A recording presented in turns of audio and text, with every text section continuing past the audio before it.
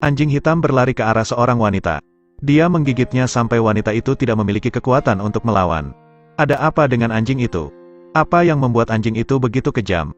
Ternyata nama anjing ini adalah Maple. Dia ingin membalas dendam kepada seseorang. Maple memiliki keluarga yang bahagia.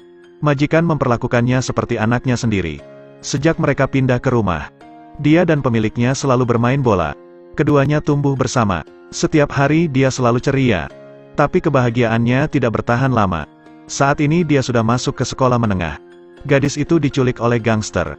Ketika dia ditemukan, dia tidak lagi seperti dulu. Tidak hanya kecanduan, tetapi dia juga terkena gangguan jiwa. Melihat dia tersiksa seperti itu, dia memutuskan untuk membalas dendam. Cerita dimulai. Seorang pria masuk ke dalam mobilnya. Dia ingin berbaring dan beristirahat sebentar. Siapa yang mengharapkan celananya tiba-tiba terbakar. Pria itu mencoba memadamkan api. Tapi semua perjuangannya sia-sia. Dia langsung dibakar hidup-hidup di dalam mobilnya. Keesokan harinya polisi tiba di tempat kejadian untuk menyelidiki. Tetapi polisi tidak melihat bukti apapun. Jadi kapten berdiskusi. Dan pada saat yang sama mereka menerima kabar. Setelah otopsi, korban kini menjadi pecandu obat. Dia juga memiliki bekas gigitan di kakinya. Setelah investigasi dan proses pengumpulan bukti, mereka menyimpulkan itu adalah percobaan pembunuhan. Keduanya mengikuti petunjuk. Bagaimana caranya untuk menemukan tersangka? Keduanya langsung bertarung. Melihat itu dia langsung turun dari mobil untuk membantu. Ambil pistol setrum dan tembak sesuai sasaran. Tidak disangka dia mengenai keduanya. Sangat cepat keduanya jatuh pingsan. Setelah keduanya bangun, dia terus meninju dan menendang wajahnya. Dia tidak tahan dan segera mengungkapkan alamat. Setelah di sana mereka berdua pergi berbicara. Ternyata ini sangat menjejalkan. Ini merupakan pengalaman buruk. Lihat di sekitar dinding. Dia tiba-tiba menemukan pintu rahasia. Dia masuk ke dalam dan menemukan perdagangan manusia. Pada saat yang sama, seorang pria mengambil video putrinya. Tapi ketika dia melihat ke atas, dia melihat seekor anjing berlari ke arahnya. Dia terdiam di tempat. Dia hanya memandangnya. Setelah mengkonfirmasi identitasnya, dia segera naik. Akibatnya dia demam sekarang. Dan saat melihat tubuhnya, dia menemukan gigitan yang sangat mirip dengan korban sebelumnya. Keduanya digigit anjing. Jelas ini pembunuhan berencana. Untuk mempercepat menemukan pembunuhnya, kapten menyelidiki seekor anjing. Polisi sama sekali tidak menggertak pemilik anjing ini. Bagaimana kau bisa tahu? Anjing hitam ini ingin membalas dendam kepada pemiliknya. Tetapi dia membunuh 4 orang secara berturut-turut. Tim otopsi tahu, ini pembunuhan yang memiliki tujuan. Kasus ini menarik perhatian bos. Setelah penyelidikan keduanya, tapi di pusat kota tidak boleh memiliki anjing liar. Mungkin dia memiliki anjing yang terlatih. Sekarang semua orang tahu siapa korbannya. 2 orang sudah meninggal. Polisi menebak bahwa 2 orang lainnya juga mungkin dibunuh. Karena tidak ingin mengulangi tragedi itu lagi, bos memutuskan untuk datang menyelidiki pelatihan anjing. Keesokan harinya mereka berdua pergi ke pelatihan anjing. Pelatih berkata baru-baru ini ada pelatih anjing profesional. Dia mungkin punya petunjuk.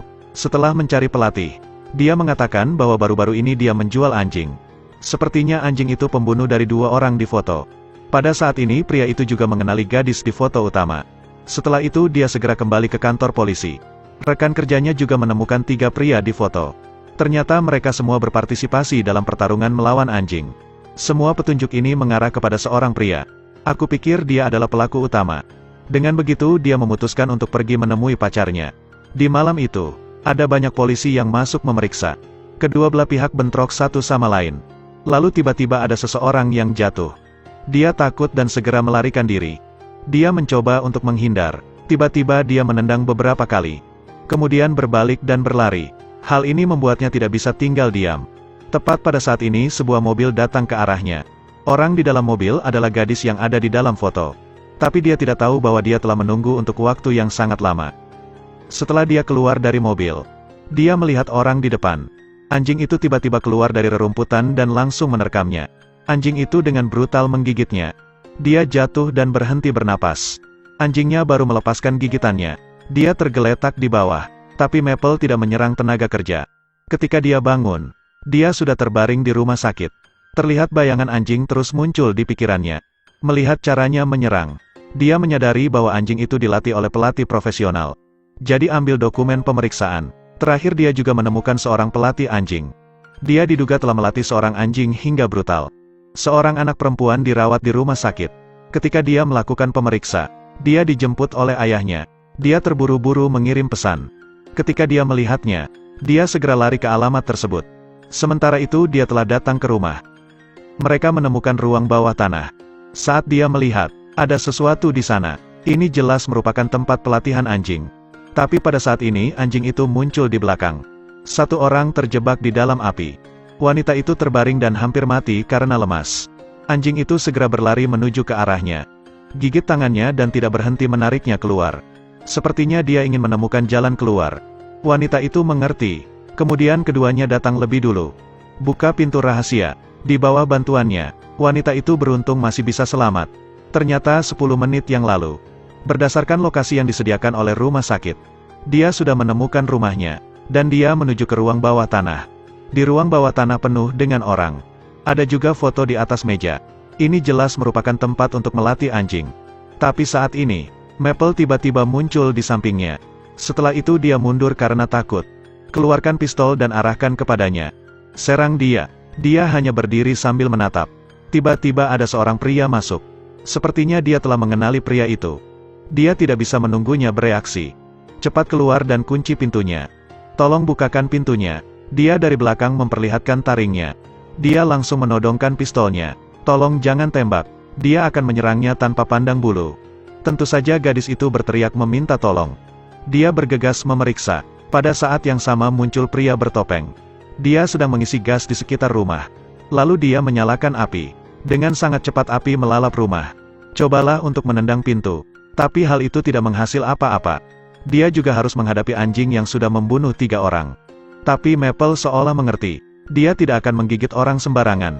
Dalam situasi yang berbahaya, pada akhirnya tersisa dia dan Maple. Maple datang ke arahnya. Lalu dia menggigit bajunya. Ternyata dia ingin menariknya keluar. Dia melihat anjing di depannya. Dia tidak seburuk yang dibayangkan. Pada saat ini dia bergegas ke tempat kejadian. Dia juga bergegas ke dalam untuk menyelamatkannya. Akhirnya api padam oleh hujan. Tapi tiba-tiba Maple menghilang. Dia menemukan sebuah buku harian. Termasuk ada rekaman tentang segalanya. Ternyata putrinya telah diserang oleh sekelompok penculik. Tidak hanya mengubahnya menjadi pecandu, tetapi juga mereka membuatnya gila. Sang ayah ingin membalas dendam. Jadi dia membeli anjing kecil dan memberinya nama Maple. Setiap hari dia melatihnya dengan keras. Jadi Maple hanya menyerang orang yang dia tunjuk. Meskipun penyebab masalah telah ditemukan, tetapi dia melihat sesuatu yang salah. Maple membunuh 4 orang. Tapi di ruang bawah tanah ada 5 orang. Jadi siapa yang tersisa? Mereka pergi ke rumah sakit untuk diinterogasi. Dari perkataannya dia tahu ada api saat itu. Tapi ketika polisi melihat tersangka, dia segera bunuh diri di dalam mobil. Seluruh kasus ini pada dasarnya telah berakhir. Mereka hanya belum menemukan Maple. Sepertinya dia hilang, apalagi yang harus diselidiki. Beritahu mereka untuk menutup kasus ini secepat mungkin. Ketika mereka perlahan melepaskan kewaspadaan, Maple melakukan kejahatan lagi. Dia kembali ke rumah sakit, lalu membicarakan tentang masa lalu. Apakah dia bisa menghafal musuh? Ini berarti masih ada orang lain yang menjadi tersangka. Tapi dia tidak mengatakan siapa orang itu. Setelah kembali ke kantor polisi, dia merekomendasikan pakaian anak sebagai umpan. Mungkin saja Maple akan muncul. Dengan cara ini, korban berikutnya dapat diselamatkan. Jadi mereka mulai merencanakan hal ini. Bos juga meminta mereka untuk tidak melanggar aturan. Malam itu Maple sedang berlari. Dia tidak tahan. Dia ketakutan dan berbalik untuk melarikan diri. Pada saat ini dia juga segera diikuti. Terakhir mereka mengikuti Maple ke sebuah rumah di pinggiran kota. Di sini dia menemukan tersangka. Dia adalah pelaku di balik semua ini. Mereka sedang berbicara tentang rencana melarikan diri. Situasinya sangat berbahaya, tapi sebelum dia mengatakan sesuatu, dia sudah tertembak. Dia segera berlari. Melihat tersangka mencoba melarikan diri, dia langsung menembak kakinya. Pria itu terlatih-tatih keluar dari kamar. Saat dia pikir dia sudah aman, tiba-tiba Maple muncul dan menggigit lehernya. Ternyata tujuan akhirnya adalah dia. Dia ingin menembaknya sampai mati. Tapi Maple sudah menyelamatkan nyawanya. Dia dengan tegas membunuh Maple. Dalam hitungan detik dia akan segera menemui ajalnya. Sebelum itu dia teringat tentang masa-masa indah di samping pemiliknya. Cerita berakhir di sana. Maple adalah anjing yang sangat baik dan setia. Semua itu dia lakukan untuk membalaskan dendam pemiliknya. Tapi masalahnya dia sudah menjadi anjing yang brutal. Cerita pun berakhir. Terus ikuti Edelweiss Review untuk mendapatkan update cuplik film berikutnya.